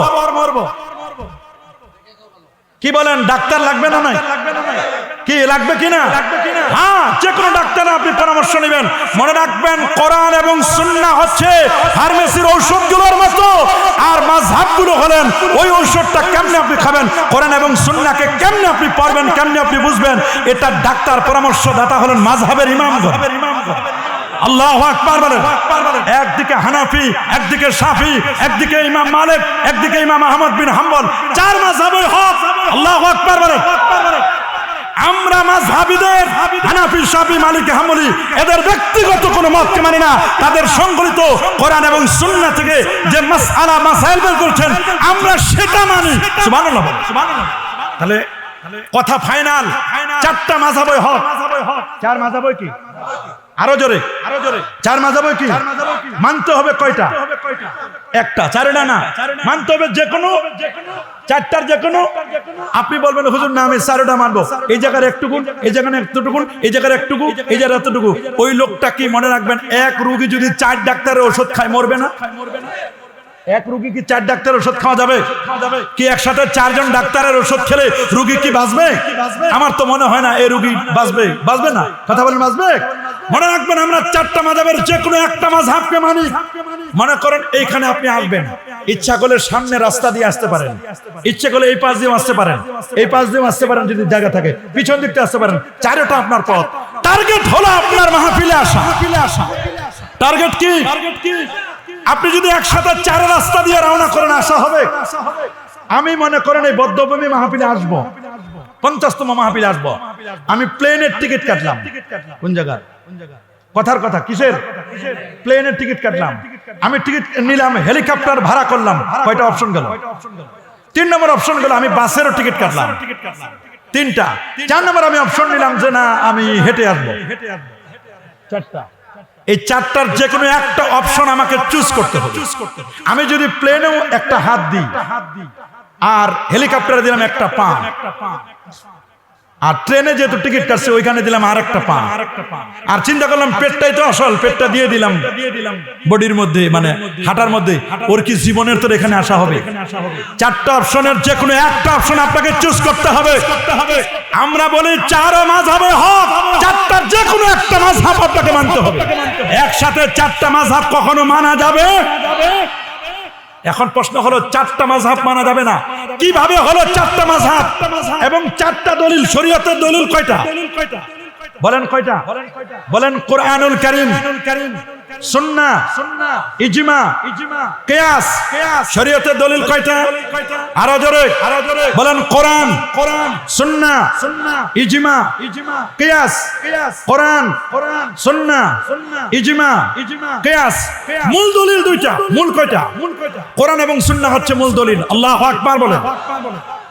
আল্লাহ নবী মুআয ইবনে জাবাল রাদিয়াল্লাহু তাআলা রাসূলুল্লাহর বিখ্যাত সাহাবী, যিনি ছিলেন আ'লামু বিল হালাল ওয়াল হারাম, হালাল হারাম সংক্রান্ত এক্সপার্ট সাহাবী ছিলেন মুআয ইবনে জাবাল। সহিহ বুখারী হাদিস, বাসা রাসূলুল্লাহ সাল্লাল্লাহু আলাইহি ওয়াসাল্লাম মুআযান ইলাল ইয়ামান। আল্লাহ নবী মুআয ইবনে জাবাল রাদিয়াল্লাহু তাআলাকে ইয়ামানে পাঠালেন। কোথায়? ইয়ামানে যখন পাঠাচ্ছেন নবীজি মুআজকে বলেন, ইয়া মুআজ কাইফা তাকজি ইয়া মুআজ। মুআজ তুমি যে ইয়ামানে যাচ্ছ, কিভাবে বিচার কার্য ফয়সালা করবে, কিভাবে ফতোয়া ফারায়েজ দিবে? মানুষ তো অনেক রকমের প্রশ্ন করবে তোমাকে, তুমি কিভাবে সমাধান করবে? হযরত মুআয ইবনে জাবাল বলেন, হুজুর আকুদি কিতাবিল্লাহ, আমি আল্লাহর কোরআন থেকে ফয়সালা করব। আল্লাহু আকবার, আল্লাহু আকবার। রাসূল বলেন, ফাইল্লাম তাজিদ ফি কিতাবিল্লাহ, যদি আল্লাহর কোরআনে তুমি না পাও, আছে কোরআনে, কিন্তু যদি তুমি না পাও, এখানে আপনার বন্ধু আছে আপনি খুঁজে পাচ্ছেন না, এর অর্থ কি নাই না আছে? পুকুরে মাছ আছে, আমার জালে ধরে নাই, এর মানে কি আমি বলবো যে পুকুরে মাছ নাই? কোরআন এবং সুন্নাহ দলিল আছে, হয়তো আমরা পাই নাই। কথা বলেন। মাযহাবের দলিল কোরআনে আছে, মাযহাবের দলিল হাদিসে আছে, স্পষ্ট অথবা অস্পষ্ট। হয়তোবা আপনি পান নাই, কারণ আমার কোরআনে এমন কোনো কিছু বাদ দেওয়া হয় নাই যেটার আলোচনা আমার আল্লাহ করে নাই। আল্লাহ বলেন, ওয়া নাযালনা আলাইকাল কিতাবা তিবয়ানান লিকুল্লি শাই হুদাও ওয়া রাহমা ওয়া বুশরা লিল মুসলিমিন। আবার বলেন, মা ফাররাতনা ফিল কিতাবি মিন শাই, কোরআনের সব কিছু ডিটেইলস বর্ণনা আমি আল্লাহ করে দিয়েছি। যদি প্রশ্ন করে, হুজুর আপনি তো বলেন কোরআনের সব আছে, বলেন দেখি আজকে আলুর কেজি কত কোরআনের কথায় আছে? পাঙ্গাস মাছের কেজি কত কোরআনের কথায় আছে? বলেন দেখি কোরআনে আজকের এই যে মাহফিলটা কথায় হচ্ছে, কোরআনের কোন জায়গা আছে? আজকের এই বদ্ধভূমি মাহফিলের কথা কোরআনের কথায় আছে? আপনি যদি জিজ্ঞেস করেন, তা আমি বলবো যে ভাই এই সব কোরআনে আছে। যদি আপনি আমার জিজ্ঞেস করেন পাঙ্গাসের কেজি কত, আলুর কেজি কত, পেঁয়াজের কেজি কত, রসুনের কেজি কত, আমি তখন জিজ্ঞেস করব ব্রাহ্মণপাড়া এসে যে মূল বাজার আছে না আপনাদের ব্রাহ্মণপাড়া, বাজার কমিটির সেক্রেটারিকে জিজ্ঞেস করবো, ভাই আজকে আলু কত, পেঁয়াজ কত, রসুন কত, আদা কত, আর বদ্ধভূমি মাহফিলটা কোন রাস্তা? আমি আসে জিজ্ঞেস করছি, ভাই কোন রাস্তায়? দীর্ঘভূমি না? আচ্ছা দীর্ঘভূমি মাহফিলটা কোন জায়গায়? তা আমি তখন জিজ্ঞেস করে আমি জেনে নিব। এটাই আমার কোরআনে আল্লাহ তাআলা বলে দিয়েছেন, ফাসআলু আহলা যিকরি ইন কুনতুম লা তা'লামুন, যদি কোনো বিষয় না জানো, অজানা বিষয়গুলো তোমরা জেনে নিবে। আল্লাহু আকবার। আমার কোরআন কিন্তু সেই কথাটা দিয়েছেন, আমার কোরআন কিন্তু সেই বক্তব্যটাই দিয়েছেন। এই জন্য আমাকে বুঝতে হবে। আল্লাহ নবী বলেন, শোনো, কোরআনে তো সব আছে, যদি তুমি কোরআনে না পাও, বলছে হুজুর কোরআনে না পাইলে ভাবে সুন্নাতে রাসূলুল্লাহ, আল্লাহ নবীর সুন্নাহ, হুজুর আপনার আদর্শ দিয়ে আমি কিন্তু বিচার কার্য ফয়সালা করব। এখানে কিন্তু হাদিস বলেন নাই, বলছেন সুন্নাহ। কি বলছেন? আরো যারা বলেন কি বলছেন? সুন্নাহ বলছেন, হাদিস বলে নাই। কারণ সব হাদিস মানা যায় না। বলেন সব হাদিস কি মানা যায়? আরো যারা বলেন সব হাদিস মানা যাবে?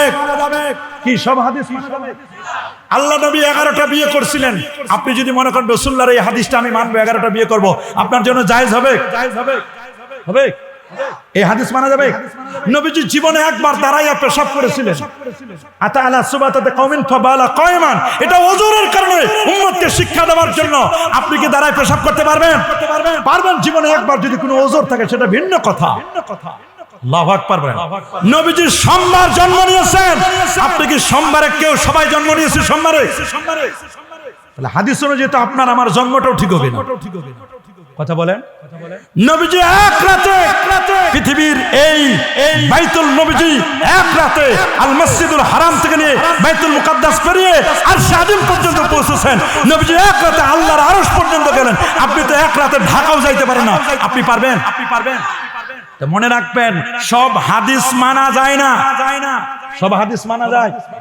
নবীজি 16 কিংবা 17 মাস বাইতুল মুকাদ্দাসের দিকে ফিরে নামাজ পড়েছিলেন। আমরা এখন বাইতুল মুকাদ্দাসের দিকে ফিরে নামাজ পড়লে হবে? কথা বলেন, জোরে বলেন হবে? তাহলে আমরা হাদিস মানি না সুন্নাহ মানি? নবীর সুন্নাহ মানি। নবীজি জিজ্ঞেস করলেন, যদি তুমি কোরআনে না পাও তাহলে সুন্নাহ, যদি সুন্নায় না পাও? সাহাবী বললেন, হুজুর ফাআজতাহিদু, আমি গবেষণা করব, ইজতিহাদ করব, আমি গবেষণা করে উত্তর দিব। আল্লাহু আকবার। আমি কি করব? গবেষণা করব, ইজতিহাদ করব, গবেষণা করব কোরআন এবং সুন্নাহ থেকে। কোরআন সুন্নাহ থেকে গবেষণা করার পরে যেই মাসালাটা আমি বের করব, এটা যদি সবাই মেনে নেয় তখন এটার নাম হবে ইজমা। আর যদি সবাই মেনে না নেয় তখন এটার নাম হবে কিয়াস। এটাকে বলা হয় দলিলুল হাসান। একেবারে একটা আমি দলিল দিব, একজন ব্যক্তি আমি দলিল দিয়ে দিব যাচ্ছি, দলিল দেওয়ার ক্ষেত্রে হয় আমি নকলি দলিল দিব কোরআন থেকে, না হয় আমি দলিল দিব আকলি। নকলি দলিল অথবা আকলি। নকলি যদি দলিল দিই উপর থেকে, হয় কোরআন এবং সুন্নাহ, নকলি। আর একটা হচ্ছে আপনার নকলিটা হতে পারে ওহী, একটা হচ্ছে গায়রুল ওহী, ওহী দিয়ে অথবা ওহী ছাড়া। ওহীটা আবার দুই প্রকার, একটা ওহী মাতলু, ওহী গায়রে মাতলু। ওহী মাতলু দিয়ে যদি দলিল দিই এটা হবে কোরআন, ওহী গায়রে মাতলু দিয়ে দলিল দিই তাহলে এটার নাম হবে সুন্নাহ।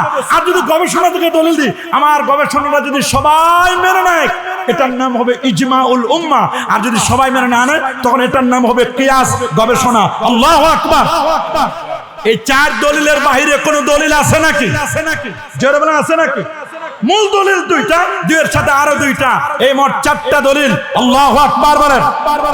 মূল দলিল হচ্ছে কোরআন এবং সুন্নাহ। বলবেন যে হুজুর, আচ্ছা কোরআন সুন্নাহ ছাড়া কি আমরা দলিল দিতে পারবো না? দেখেন, একদিন ইমাম আজম আবু হানিফা বসা, ইমাম শাফি বসা, ইমাম শাফি তো না, ইমাম আবু ইউসুফ। ইমাম শাফি তো পরে জন্ম নিয়েছেন। ইমাম আজম আবু হানিফার যেদিন ইন্তেকাল, ইমাম শাফির সেদিন জন্ম। ইমাম আবু ইউসুফ বসা, ইমাম মুহাম্মদ আশ-শাইবানি বসা, ইমাম জুফার বসা। আল্লাহু আকবার বলেন। আরেক পাশে বসা আছেন ইমামুল আজম আবু হানিফা রাহমাতুল্লাহ আলাইহি। একটা মাসালা আসছে, মাসালাটা অত্যন্ত জটিল এবং কঠিন। একটা প্রাণী আনা হলো, প্রাণীটার অর্ধেক হলো ছাগল আর অর্ধেক হলো শূকর। ইমাম আবু ইউসুফকে জিজ্ঞেস করছেন কাজীউল কোজাত যে এটা খাওয়া যাবে কিনা। ইমাম আবু ইউসুফ বলে, আমার ব্রেনে ধরে না, এটা খাবো কেমনে? অর্ধেক হলো শূকর খাওয়া হারাম, অর্ধেক হলো ছাগল। একটা প্রাণীর মধ্যে ছাগল খাওয়া তো হালাল, আমি কেমনে বলবো? প্রাণী তো একটা। উনি বলছেন নেক্সট, পরের জনের কাছে যাও। আরেকজনের কাছে গেছে, ইমাম মুহাম্মদ আশ-শাইবানির কাছে। আপনি বলেন। উনি বলছে এটা আমিও বুঝতেছি না কিছু। এবার বললেন যে ঠিক আছে আরেকজনের কাছে, ইমাম জুফারের কাছে যাও। ইমাম জুফার বলছেন আমিও কিছু বুঝতেছি না। আল্লাহু আকবার বলেন। অথচ এরা কত বড় বড় পণ্ডিত। ইমাম আজম আবু হানিফার দরবারে 40,000 আলেম ওলামাদেরকে নিয়ে প্রায় 83,000 মাসআলা লেখা হয়েছে। জেলখানায় বসেও তিনি মাসালা লিখেছেন। এত বড় পণ্ডিত ছিলেন ইমাম আজম আবু হানিফা। এবার ইমাম আজমের কাছে যখন ফতোয়াটা দেওয়া হলো, এটা কোরআনেও নাই, এটা হাদিসেও সুন্নাহও নাই, উনি এটা কিভাবে জবাব দিবেন? বলছেন যে ঠিক আছে, তোমরা যে প্রাণীটা আনছো, প্রাণীটা একটা খুঁটিতে বেঁধে রাখো 3 দিন। কয়দিন? যারা বলেন কয়দিন 3 দিন তারা খুঁটির মধ্যে বেঁধে রাখলো। 3 দিন খুঁটির মধ্যে বেঁধে রাখার পরে 3 দিন পরে তারপর আনা হলো। 3 দিন পরে যখন আনা হয়েছে, আনার পরে এবার বলা হলো 3 দিন তো বেঁধে রাখছিলাম আমরা, একদিকে কাঁঠাল গাছের পাতা রাখো, আরেকদিকে 20টা মলমূত্র রাখো, যেই দিকে যাবে প্রাণীটা ওই দিকে ফতোয়া হবে। 3 দিনের ক্ষুধার্ত। 3 দিন পরে যখন প্রাণীটাকে খুলে দেওয়া হলো, তখন ওটা ছাগলটা পাতা খাওয়ার জন্য চলে গেল কাঁঠাল গাছের পাতা দিকে। তখন ইমাম আজম ফতোয়া দিলেন এটা খাওয়া জায়েজ। এইটা কোরআন এবং সুন্নাহয় পাবেন না, এটা বুঝতে হবে। মান ইউরিদিল্লাহু বিহি খাইরান ইফাক্কিহুহু ফিদ্দিন, আল্লাহ যার কল্যাণ চান তাকে দ্বীনের সমঝ দান করেন। আল্লাহু আকবার। সবাই মুফতি হতে পারে না, সবাই কি মুফতি হতে পারে? এখন তো ইউটিউবের মুফতি, ফেসবুকের মুফতির তো অভাব নাই। মনে রাখবেন রাসূল বলে দিয়েছেন ইন্নাল্লাহা লা ইয়াকবিদুল ইলমা ইনতিজান, আল্লাহ ইলমকে একবার উঠিয়ে নেবেন না, ওয়ালাকি ইয়াকবিদুল ইলমা বিকবজিল উলামা, বরং ইলমকে উঠিয়ে নেবেন আলেমদের ইন্তেকালের মাধ্যমে। হাত্তা লাম ইবকি আলেমান, সমাজের মধ্যে আর আলেম বাকি থাকবে না। ওয়াত্তাখাদুন নাসু রুউসান জুহালা, মানুষ যখন জাহেলদেরকে আলেম বানাবে, ফাসুলু তাদেরকে বিভিন্ন প্রশ্ন করা হবে, ওয়াফতাউ বিগাইরি ইলমিন, তারা ফতোয়া দিবে ইলম ছাড়া, রেজাল্ট হবে ফাদাল্লু আদাল্লু, নিজেরা গোমরা মানুষদেরকে গোমরা করবে। আজকে গোমরাহি করার জন্য উঠে পড়ে লেগেছে একদল মানুষ। কথা বলেন, মুফতি না অথচ মুফতি সাজে, মুফতি না হয়ে কি সাজে? আর এদের কাছে আমরা দেখি কলব খুঁজে পাই না, কলব খুঁজে মাথায় আর হাঁটুতে। যারা কলব মাথায় খুঁজে আর হাঁটুতে, এদের জ্ঞান হলো হাঁটুর নিচে। মনে রাখবেন, কোরআন এবং সুন্নাহ থেকে আপনি মাসআলা বের করবেন। মনে করেন আপনি একজন লা মাযহাবী, আপনি বলবেন আমি কোরআন মানি, হাদিস মানি। কি মানে? কোরআন মানি, আমি ইজমা মানি না, কিয়াসও মানি না। আপনি এই কথা বললেন, ঠিক আছে ভাই, কোনো সমস্যা নাই। আপনি কোরআন সুন্নাহ থেকে, কোরআন হাদিস থেকে মাসআলা বের করবেন। তো প্রথমে তো কোরআনে লাগবে কি? আসেন তাহলে কোরআন মাজিদ থেকে মাসআলা বের করবেন, কোরআন হাদিসে মাসআলা বের করবেন। আগে তো আপনার পড়া জানতে হবে, পড়তে পারলেন ভালো, পড়ার পরে আপনি এটার অনুবাদ জানলেন। কি জানলেন? আচ্ছা, অনুবাদ করেই, বাংলা অনুবাদ করেই কি মাসআলা বের করা যাবে? অনুবাদ করে মাসআলা বের করা যাবে নাকি কোরআনের তাফসীর জানতে হবে? কি বলেন, তাফসীর জানতে হবে কিনা? তাফসীর জানতে হবে। তাফসীর ছাড়া আপনি কোরআন বুঝতে পারবেন না। আপনি নিজের মন মতো কোরআন বুঝলে হবে কি? আপনি আমি মন গড়া কোরআন বুঝলে হবে? কথা বলেন, হবে? আমি যদি, আপনারা যদি কেউ বলেন যে হুজুর কোরআন হাদিসে মাযহাব নাই, আমি বলবো কোরআন হাদিসে নামাজের আগে উযু করতে হবে, কথাও নাই। নামাজের আগে উযু করার কথা কোরআন হাদিসে কথা আছে? কোরআনে আছে? হাদিসটা বাদ দিলাম, কোরআনে আছে? কথা পাবেন? কি আছে কোরআনে? নেন, কোরআনে আছে ইজা কুমতুম ইলাস সালাহ, ইজা কুমতুম ইলাস ফাগসিলু উজুহাকুম ওয়া আইদিয়াকুম ইলাল মারাফিক। আল্লাহু আকবার বলেন। সূক্ষ্ম কথা, আলেম ওলামারা ভালো করে বুঝবেন, তালেবুল ইলমরা বুঝবেন। আপনি যদি অনুবাদ করেন, সুন্দর করে অনুবাদ করেন, ইজা মানে যখন, ইজা মানে কুমতুম মানে তোমরা দাঁড়াবে, ইজা কুমতুম যখন তোমরা দাঁড়াবে, কিসের? ইলাস, নামাজে।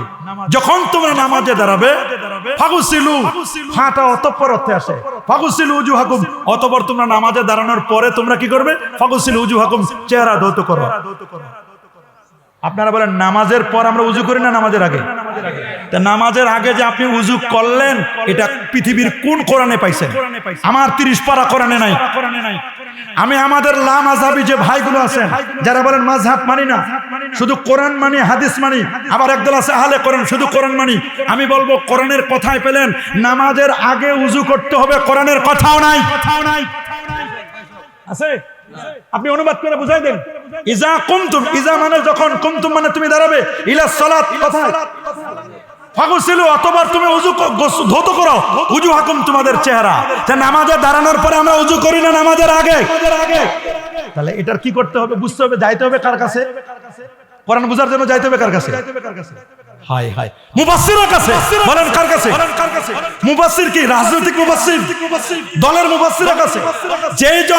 যেই সকল মুফাসসির, যাদের মুফাসসির গুলো মুতাবার গ্রহণযোগ্য মুফাসসির, ইমাম আল্লামা আলুসি রাহমাতুল্লাহ, তাফসীর আলুসি, শিহাবুদ্দিন মাহমুদ আলুসি রাহমাতুল্লাহ, তাফসীর রুহুল মানি, তানবীরুল মিকিয়াস ফি তাফসীর ইবনে আব্বাস, এখানে আব্দুল্লাহ ইবনে আব্বাস রাদিয়াল্লাহু তাআলার বক্তব্যগুলো কোট করা হয়েছে।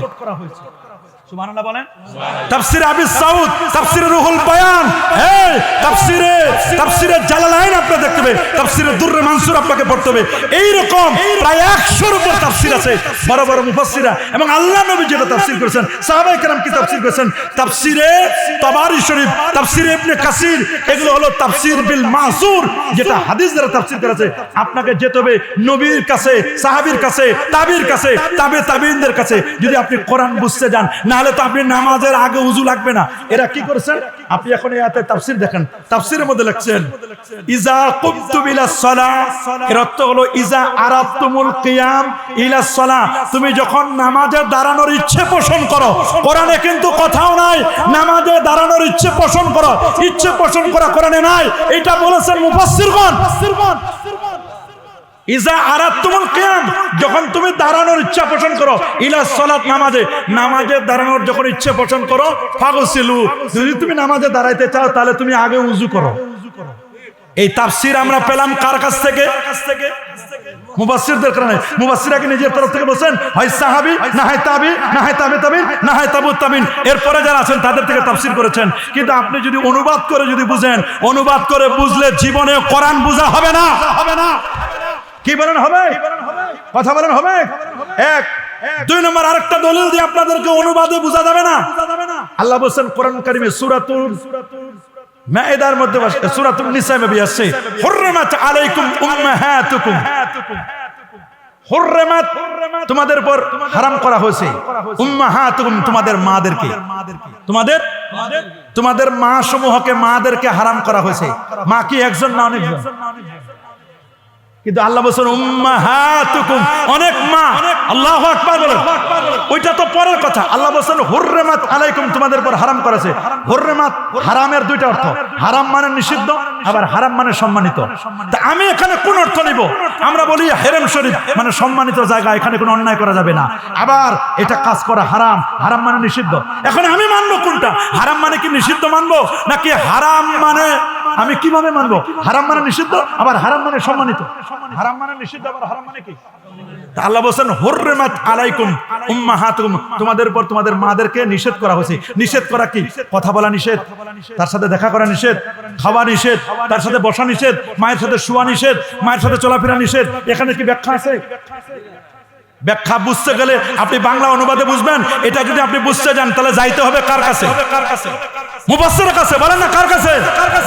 আপনি যে বলেন আমি কোরআন থেকে মাসালা বের করব, আপনি তো কোরআন থেকে মাসালা বের করতে পারবেন না যতক্ষণ না কোরআনের মাসালা হয় নবী, না হয় সাহাবী, না হয় তাবি, না হয় তাবিঈন, হয় হানাফি, শাফি, মালিকি, হাম্বলি, কেউ না কেউ করতে হবে। আপনি নিজের মন মতো তাফসীর বুঝলে হবে। তাহলে তাফসীরটা হবে কি? হুররিমাত নিকাহু উম্মাহাতিকুম, তোমাদের মাদেরকে বিবাহ করা হারাম করেছে। উঠা বসা হারাম নয়, মায়ের সাথে খাওয়া হারাম নয়, মায়ের সাথে দেখা হারাম নয়, মায়ের সাথে উঠা বসা করা হারাম নয়, মাকে বিবাহ করা হারাম। আল্লাহু আকবার বলো। তাহলে অনুবাদ দিয়ে সব বুঝা, কথা বলে না, অনুবাদ দিয়ে সব বুঝা। তিন, আরেকটা দলিল দিচ্ছি দেখেন, আপনি বুঝলে অবাক হয়ে যাবেন। আল্লাহ কোরআনে বলেন ফানকিহু মা তাবা লাকুম মিনান নিসাই মাসনা ওয়া সুলাসা ওয়া রুবা। আল্লাহ বলেন ফানকিহু, তোমরা বিয়ে করো। কি করো? বিবাহ করো। ফানকিহু মা তাবা লাকুম, যা তোমাদের পছন্দ হয়, যেটা তোমাদেরকে ভালো মনে করো। মিনান নিসা, নারীদের থেকে, মাসনা 2-2, সুলাসা 3-3, রুবা 4-4, নারীদের মধ্যে থেকে যাদের ভালো লাগে বিয়ে করো। তাহলে তো মাকেও বিয়ে করতে হবে। নাউজুবিল্লাহ বলেন। এই বোনকে বিয়ে করা যাবে? আল্লাহ তো এখানে বলেন ফানকিহু, তোমরা বিয়ে করো মা তাবা লাকুম, তোমাদের যাদের পছন্দ হয়। নাউজুবিল্লাহ, এটার তাফসীর জানতে হবে কিনা? এই পৃথিবীতে গোমরা হয়েছে তারা যারা কোরআন অনুবাদ করে করে নিজে বুঝেছে, হাদিস অনুবাদ করে করে নিজে বুঝেছে, এরাই গোমরা হয়েছে। এই জন্য কোরআন হাদিস নিজে বুঝলে হবে না। যারা কোরআন হাদিস নিজে বুঝে তাদের বুঝ সঠিক নয়। কোরআন সুন্নাহ বুঝার জন্য ওস্তাদ লাগবে। আমাদের ওস্তাদ ইমাম আজম আবু হানিফা। আল্লাহু আকবার। এই জন্য আল্লাহ কোরআনে বলে দিয়েছেন ইয়া আইয়ুহাল্লাযীনা আমানু, হে ইমানদার বান্দাগণ, আতিউল্লাহ ওয়া আতিউর রাসূলা ওয়া উলিল আমরি মিনকুম। আতিউল্লাহ, ইমানদার বান্দাগণ তোমরা আল্লাহর আনুগত্য করো। তা আল্লাহর যে অনুসরণ করবেন, ইতাআত করবেন। আল্লাহরে দেখছেন? তা যারা আমি দেখি নাই তারা আমি কি অনুসরণ করব? আপনারা দেখছি, আপনারা অনুসরণ করতে পারি যে আপনি এরকম করেন, এরকম করেন, এরকম করেন, আমরা এভাবে বক্তব্য দেন। আমি তো আল্লাহরে দেখি নাই, আল্লাহর কি অনুসরণ করব? এখানে আতিউল্লাহর তাফসীর হলো আতিউল্লাহ মানে আতিউল কোরআন, কোরআনের অনুসরণ করো। তাহলে বাংলা অনুবাদ করলে বুঝলে হবে আতিউর রাসূল, রাসূলের আনুগত্য করো। আপনারা রাসূলকে দেখছেন না, রাসূলের না দেখে রাসূলের কিভাবে অনুসরণ করবে? হ্যাঁ, হাদিস না, রাসূলের অনুসরণ করা। আতিউর রাসূল মানে আতিউস সুন্নাহ, সুন্নাহর অনুসরণ করো। ওয়া উলিল আমরি মিনকুম, উলিল আমর কারা? উলিল আমর বুঝতে হবে, উলিল আমর হবে দুই দল। কয় দল? আরো জোরে, সবার মুখে কয় দল? এক হলে রাষ্ট্রীয় নেতা। যদি মুসলমান হয় যতক্ষণ পর্যন্ত কোরআন এবং সুন্নাহ মোতাবেক তিনি বলবেন ততক্ষণ পর্যন্ত তার অনুসরণ করতে হবে। আর দ্বিতীয় দল হচ্ছেন মুজতাহিদ, ফকিহ, ইমাম, যারা গবেষক, তাদের অনুসরণ অনুকরণ করতে হবে। আল্লাহু আকবার। মুস্তাহিদের গবেষণা অনুসরণ অনুকরণ করতে হবে। যদি আপনি করতে না পারেন, আতিউল্লাহ ওয়া আতিউর রাসূল বলেন। আতিউল্লাহ, আতিউর রাসূল দুই জায়গায় কিন্তু আল্লাহর আগে আতি শব্দ আছে, রাসূলের আগে আতি আছে। কিন্তু ওয়া উলিল আমরি মিনকুম এখানে বলেন নাই, ওয়া আতিউ উলিল আমরি মিনকুম কথা বলা হয় নাই এখানে। তার মানে উলুল আমর যিনি, তিনি অবশ্যই কোরআন এবং সুন্নাহর বাহিরে কোনো মাসলা মাসাইল বের করবেন না। যতক্ষণ পর্যন্ত কোরআন এবং সুন্নাহ পাওয়া যায়, কোরআন সুন্নাহ থেকে বের করবেন। এরপর তিনি নিজে ইজতিহাদ করবেন, গবেষণা করবেন। আল্লাহু আকবার। তাহলে আপনাকে বুঝতে হবে কোরআন সুন্নাহ। কোরআন শুধু অনুবাদ করে বোঝা যাবে, তাহলে আরেকজনের তাকলিদ করতে হবে কিনা, অনুসরণ করতে হবে কিনা? আরেকজনের কিন্তু আপনার অনুসরণ করতে হবে। যেমন কোরআনুল কারীমে আল্লাহ বলেন, ওয়া ইয়াতারাব্বাসনা বিআনফুসিহিন্না সালাসাতা কুরু। যারা আলেমে পড়েছেন কমপক্ষে নুরুল আনওয়ার, কুরু শব্দের দুইটা অর্থ। কুরু মানে তুহুর, কুরু মানে হায়েজ, তুহুর মানে পবিত্র। নারীদেরকে তালাকপ্রাপ্ত নারী 3 কুরু পর্যন্ত অপেক্ষা করবে। 3 কুরু পর্যন্ত তার স্বামীর সাথে রিলেশন করতে পারবে না, দেখাশোনা করতে পারবে না। 3 কুরু পর্যন্ত। কুরু শব্দটা এটা লফজ মুশতারাক। এখানে আপনার দুটো অর্থ। তুহুর হতে পারে, তুহুর মানে পবিত্র, পবিত্রতা অবস্থায় নামাজ পড়তে হবে, রোজা রাখতে হবে, হজ করতে হবে, সব ঠিক আছে। কিন্তু আরেকটা অর্থ হবে হায়েজ, পিরিয়ড চলাকালীন। হায়েজ অবস্থায় নামাজ হারাম, রোজা, স্ত্রী, স্বামী স্ত্রীর সাথে রিলেশন, দুটো আলাদা আলাদা অর্থ। আপনি পুরুষ শব্দের অর্থ কোনটা করবেন? আপনি তো বিপদে পড়ে যাবেন। যে কোনো একটা আপনাকে নিতে হবে, হয় তুহুর না হলে হায়েজ। তাহলে কেউ নিয়েছেন তুহুর, ইমাম আজম আবু হানিফা নিয়েছেন হায়েজ, পিরিয়ড হায়েজ চলাকালীন সময় নিয়েছেন। তাহলে ইমাম শাফি নিয়েছেন তুহুর। তাহলে যে কোনো একটাকে মানতে হবে। বাংলা অনুবাদ করে আপনি কখনো অর্থ করতে পারবেন? আপনি যদি আলিফ লাম মিমের অর্থ করেন, পারবেন? আলিফ দিয়ে আপনি কি বুঝবেন, লাম দিয়ে আপনি কি বুঝবেন, মিম দিয়ে কি বুঝবেন? যে কোনো একটা মাযহাবকে আপনার মানতে হবে কিনা? বলেন একটা মাযহাব মানতে হবে কিনা? আমরা বলি 4 মাযহাবে হক। বলেন 4, আরো জোরে 4 মাযহাবে, 4 মাযহাবে। আমরা বললাম হানাফি মাযহাবের কথা। ইমাম শাফি নেন, ইমাম শাফি একটা মাসআলা বের করার জন্য আল্লাহর কোরআন থেকে 200 বার আল্লাহর কোরআনটা তেলাওয়াত করেছিলেন শুধু একটা মাসআলা। আল্লাহু আকবার বলেন। ইমাম শাফি, ইমাম মালিক ছিলেন ইমাম দারুল হিজরা। এত বড় পণ্ডিত ছিলেন ইমাম মালিক রাহমাতুল্লাহ আলাইহি, যিনি মালিকি মাযহাবের ফাউন্ডার। যার মাযহাবটা চলতো মদিনা শরীফে, ইমাম শাফির মাযহাবটা চলতো মিশরে। আর ইমাম আহমদ বিন হাম্বলের মাযহাব চলতো ফিলিস্তিনে। আর এখন হাম্বলি মাযহাবটা চলে মক্কা শরীফ, মদিনা শরীফ। আল্লাহু আকবার বলেন, আরে যেন আল্লাহু আকবার। ইমাম আহমদ বিন হাম্বল জানাতন ব্যক্তি নয়। ইমাম আহমদ বিন হাম্বল 12.5 লক্ষ হাদিসের পণ্ডিত, যার কাছে ইমাম বুখারীর মতো ব্যক্তি ছাত্র হয়ে বসেছিলেন। ইমাম বুখারীর ছাত্র ইমাম আহমদ বিন হাম্বল ওস্তাদ 12.5 লক্ষ হাদিসের হাফেজ ছিলেন ইমাম আহমদ বিন হাম্বল রাহমাতুল্লাহ আলাইহি। ইমাম মালিক কত বড় পণ্ডিত ছিলেন, আল্লাহু আকবার। ইমাম মালিক এবং ইমাম আজম আবু হানিফা দুজনে কাছাকাছি, একই সময়ের, সেম টাইম। আল্লাহু আকবার বলেন। ইমাম মালিক বলে দিয়েছেন, এত বড় পণ্ডিত ইমাম দারুল হিজরা, তিনি কখনো মদিনা শরীফের জুতা পায়ে দিয়ে হাঁটতেন না। ইমাম মালিক রাহমাতুল্লাহ আলাইহি মদিনা শরীফের ইমাম ছিলেন, মসজিদে নববীর ইমাম ছিলেন, এত বড় পণ্ডিত ছিলেন। ইমাম আজম, ইমাম শাফি, ইমাম মালিক, ইমাম আহমদ বিন হাম্বল, 4 ইমামের ফতোয়া। শুনে নাও ফতোয়াটা কি? 4 ইমামের ফতোয়া। ওয়ালাম আন্না ইসতিমাল গিনা ফাসকুন, গান শোনা ফাসিকি, আল জুলুসু ফি গানে ফাকুন, গানের মজলিসে বসা মুনাফিকি, ওয়া তালাজ্জুজু বিহা কুফরুন, গান শুনে নাচানাচি হালাবালি করা এগুলো সম্পূর্ণরূপে হারাম, হারাম, হারাম, হারাম। 4 ইমামের ফতোয়া। আল্লাহু আকবার। আমরা দেখতে পাচ্ছি একদল ভণ্ড প্রতারক আছে, নামাজ নাই, রোজা নাই, হজ নাই, যাকাত নাই, তরিকা নাই, তাসাউফ নাই, লিবাস নাই, পোশাক নাই, সিরাত নাই, সুরত নাই, আদব নাই, আখলাক নাই, আছে মদ, জুয়া, গাঁজা, ইয়াবা, বাবা, হিরোইন, ফেন্সিডিল, একতারা, দোতারা, সেতারা, আউল, বাউল, ফাউল, নাচানাচি, ফালাফালি, লাফালাফি, নারী পুরুষের বাদ বিচরণ, এগুলো যারা করছো কোন মাযহাব সাপোর্ট করে না। এগুলোর নাম আহলে সুন্নাত ওয়াল জামাত নয়, নয়, নয়। আহলে সুন্নাত জামাতের সাথে কোনো সম্পর্ক নয়। আমরা ওলি আউলিয়াদেরকে মহব্বত করি, হক্কানি ওলিদেরকে আমরা প্রমোট করি, ভণ্ডদেরকে ডিলিট করি। তবে একদল আবার দিন কায়েমের কথা বলে, দিন কায়েমের কথা বলে মাজার ভাঙার জন্য চেষ্টা করছে। যারা মাজার ভাঙার জন্য চেষ্টা করো, যে হাত দিয়ে মাজার ভাঙবে তোমার হাত ভেঙে যাবে, ভেঙে যাবে। কথা বলো, যে পা দিয়ে মাজার ভাঙার জন্য যাচ্ছ তোমার পা ক্রাশ হয়ে যাবে। যে জবান দিয়ে মাজারের বিরুদ্ধে বলো তোমার জবান ক্লোজ হয়ে যাবে, বন্ধ হয়ে যাবে। এটা ভালো করে বুঝতে হবে।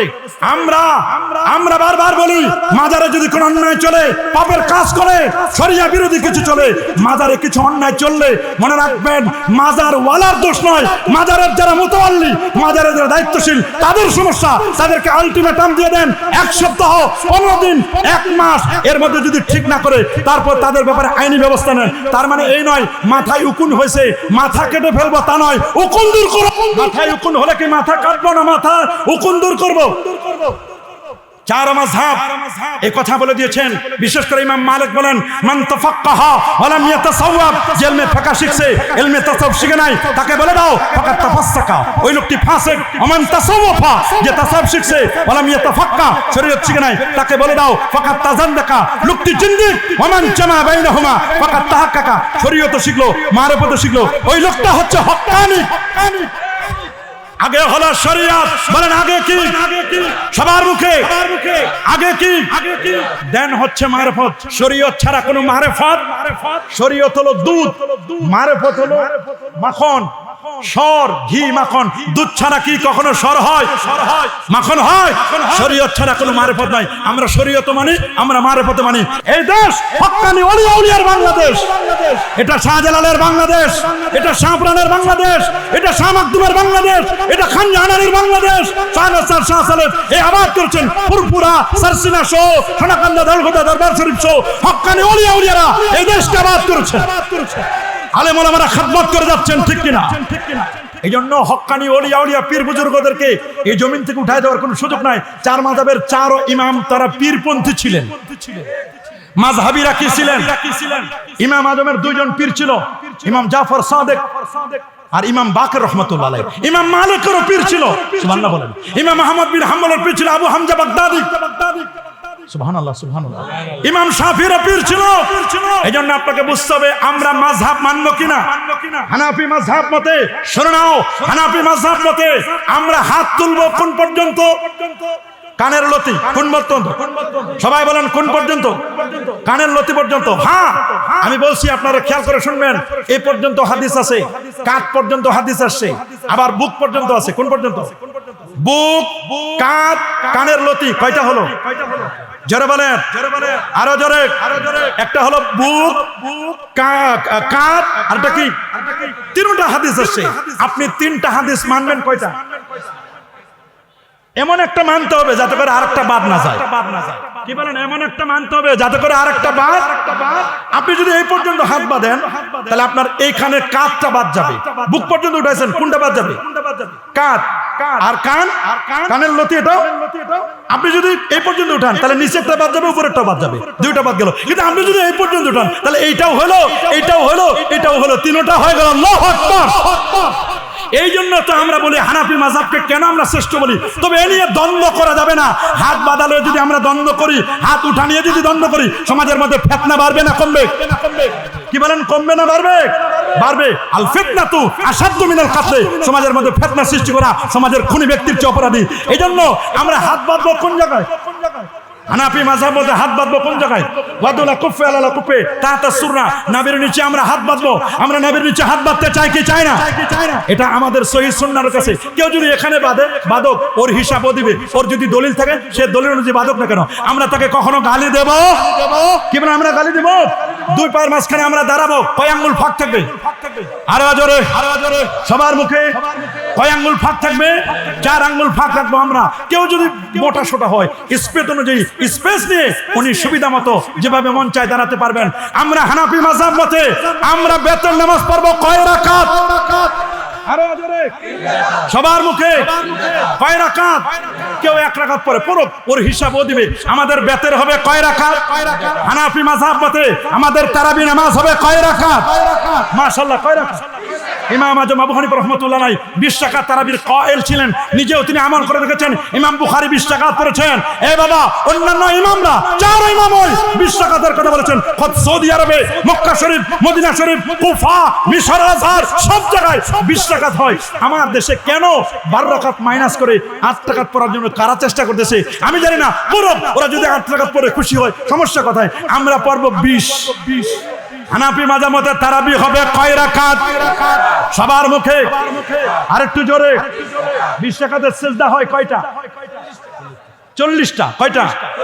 8 রাকাতের সিজদা হয় কয়টা? সিজদা বেশি দিলে খুশি হয় কে? সিজদা কমাইলে খুশি হয় কে? শয়তান। কে কে কে? কারণ শয়তান যে শয়তানের সিজদা দিয়ে না দিয়ে। শয়তান যদি সিজদা দিত তাহলে কি শয়তান হইতো? এই শয়তান কি সিজদা দিয়ে শয়তানের জন্য না দিয়ে? যে সিজদা না দিয়ে শয়তান আছে, ওর টার্গেট, ওর মিশন, ওর ভিশন হলো সিজদা কমানো। আমরা কি সিজদা কমাবো না বাড়াবো? বাড়াবো কি মন মতো? মাগরিবের নামাজ 3 রাকাত পড়বো 4 রাকাত? না, এটা না। নবীজি 20 রাকাত পড়েছেন তারাবি। আল্লাহু আকবার। দলিল স্পষ্ট লেখা আছে মুসান্নাফ ইবনে আবি শাইবা 7774 নম্বর হাদিস, স্পষ্ট লেখা। শুনে নাও। আন আব্দুল্লাহ ইবনে আব্বাস রাদিয়াল্লাহু তাআলা আনহুমা আন্নাহু ক্বাল কানা ইসাল্লি নবী সাল্লাল্লাহু আলাইহি ওয়াসাল্লাম 20 রাকাতান সাবাল বাতে। আল্লাহ নবী 20 রাকাত তারাবি পড়তেন, 3 রাকাত বেতের পড়তেন। আল্লাহু আকবার, আল্লাহু আকবার। আমাদের তারাবি হবে 20। বেতের হবে 3। ইকামতে যখন হাইয়া আলাস সালাহ বলবে, হাইয়া আলাল ফালাহ বলবে, তখন আমরা দাঁড়াবো। ইকামতে হাইয়া আলাস সালাহ, হাইয়া আলাল ফালাহ, ইয়াকুমুল ইমাম ওয়াল কওম ইনদা হাইয়া আলাস সালাহ, ইনদা হাইয়া আলাল ফালাহ। শুনুন, আল ফাতওয়া স্পষ্ট করে, আল ফাতওয়া আল হিন্দিয়া, ফাতওয়া হিন্দি আলমগীরি, তারপর বাদায়ুস সুনাই ইমাম কাসানিও বলে দিয়েছেন। সমস্ত ফাতওয়ার কিতাবগুলোতে শরহুল বেকায়ার মধ্যে লিখে দেওয়া আছে, হাসিয়ার মধ্যে, ইকামতে হাইয়া আলাস সালাহ, হাইয়া আলাল ফালাহর সময় দাঁড়াবো। এটাই মুস্তাহাব তরিকা। আল্লাহু আকবার বলেন। আরে বলেন আল্লাহু আকবার। ইমাম যখন কেরাত পড়বে, ইমাম কেরাত পড়লে আমাদের আর কেরাত লাগবে? হানাফি মাযহাব মতে ইমামের পিছনে কেরাত পড়া মাকরুহে তাহরিমি। বলেন, ইমামের পিছনে কেরাত পড়া কি? অন্য ইমামে আপনি পড়েন, কোনো আপত্তি নাই। আমাদের মাযহাবের ইমাম ইমাম আজম আবু হানিফা। দলিল কি? দলিল দুইটা, একটা কোরআন মাজিদ থেকে আর একটা হাদিস থেকে। সুবহানাল্লাহ বলেন। কোরআনের দলিল সূরাতুল আরাফ, সূরাতুল আরাফ 204 নম্বর আয়াত। আল্লাহ রাব্বুল আলামিন বলেন, ওয়া ইদা কুরিয়াল কুরআন ফাসতামিউ লাহু ওয়া আনসিতু লাআল্লাকুম তুরহামুন। নামাজে যখন কিরাত পড়া হবে, ওয়া ইদা কুরিয়াল কুরআন, নামাজে যখন কিরাত পড়া হবে, ওয়া ইদা কুরিয়াল কুরআন ফাসতামিউ, গভীর মনোযোগ দিয়ে শুনো। ওয়া আনসিতু, যদি শুনতে না পাও চুপ করে থাকো। ফজরে তেলাওয়াত শুনবো, জোহর আসরে শুনি না চুপ করে থাকবো, মাগরিবে শুনবো, এশায় শুনবো। সুবহানাল্লাহ বলেন। ইমাম যদি কেরাত পড়ে তাহলে আমরা কেরাত শুনবো কিনা? লাআল্লাকুম তুরহামুন, রহমত পাইতে গেলে কেরাত শুনতে হবে। নির্দেশ কার? ইমাম সাহেব কেরাত পড়লো, আমরাও পিছনে কেরাত পড়লাম, তাহলে শুনবে কে? আল্লাহ বলেন, ওয়াইজা কুরিয়াল কুরআন ফাসতামিউ, গভীর মনোযোগ দিয়ে শুনতে বসেন। তা আপনি তো আল্লাহর কথা বাদ দিলেন। বলবেন, হুজুর এই আয়াতটা কি বাইরে নয়? বাইরে নয়। আব্দুল্লাহ ইবনে আব্বাস রাদিয়াল্লাহু তাআলা আনহু বলেন, নাযালাত ফিস সালাত, এটা নাজিল হয়েছে নামাজকে কেন্দ্র করে। সুবহানাল্লাহ বলেন। সুবহানাল্লাহ বলেন। কি কেন্দ্র করে? নামাজকে কেন্দ্র করে। নামাজে যখন কোরআন মাজিদ তেলাওয়াত করবে তখন তোমরা শুনবে। শুনবো কিনা? রাসূলুল্লাহ বলে দিয়েছেন আরেকটা দলিল, কিরাআতুল ইমাম কিরাআতুল লিল মুক্তাদি। ইমামের কিরাতটাই হচ্ছে মুক্তাদির কিরাত। সুবহানাল্লাহ বলেন। কিরাআতুল মুক্তাদি, কিরাআতুল লিল ইমাম কিরাআতুল লিল মুক্তাদি। ইমামের কিরাত হচ্ছে মুক্তাদির কিরাত। সহিহ মুসলিমের মধ্যে হাদিস, ইজা ক্বারাআল ইমাম, ইমাম যখন কিরাত পড়বে, ফাআনসিতু, তোমরা চুপ করে থাকো। আল্লাহু আকবার। ইমাম কিরাত পড়লে আমরা কি করব? চুপ করে থাকবো। নির্দেশ কার? রাসূলুল্লাহ। কার নির্দেশ? আর আল্লাহ বলে দিয়েছেন নামাজে যখন কেরাত পড়া হবে তখন তোমরা গভীর মনোযোগ দিয়ে শুনবে। এটা হলো আমাদের পক্ষের হাদিস। আরো কম করে 40টা হাদিস আমার মুখস্থ আছে, কিন্তু আমি এখন বলবো না, এখন বিপক্ষের হাদিস বলবো। বিপক্ষ হলেন আমার ভাইরা কি বলেন জানেন? কয় লা সালাতা ইল্লা বিফাতিহাতিল কিতাব, সূরা ফাতিহা ছাড়া কোনো নামাজ নাই। আমরাও বলি সূরা ফাতিহা ছাড়া নামাজ নাই। মান লাম ইয়াকরা বিফাতিহাতিল কিতাব, যে নামাজের মধ্যে সূরা ফাতিহা পড়বে না, ফাসালাতুহু খিদাজুন ইয়ানি গায়রা তামাম, তার নামাজটা বাতিল হবে যে সূরা ফাতিহা পড়বে না। তো সূরা ফাতিহা না পড়লে তার নামাজটা বাতিল হয়ে যাবে। স্লোগান নারায়ে তাকবীর, স্লোগান নারায়ে তাকবীর, নারায়ে রিসালাত, নারায়ে গাউসিয়া।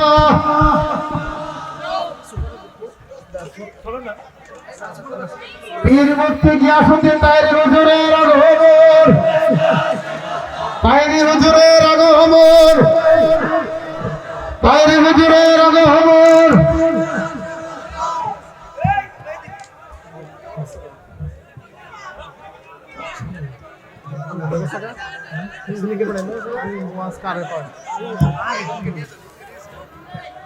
সম্মানিত উপস্থিতি, অন্ধকার মাহফিলের প্রধান আকর্ষণ গোটা বাংলাদেশের সকলের হৃদয়ের মানুষ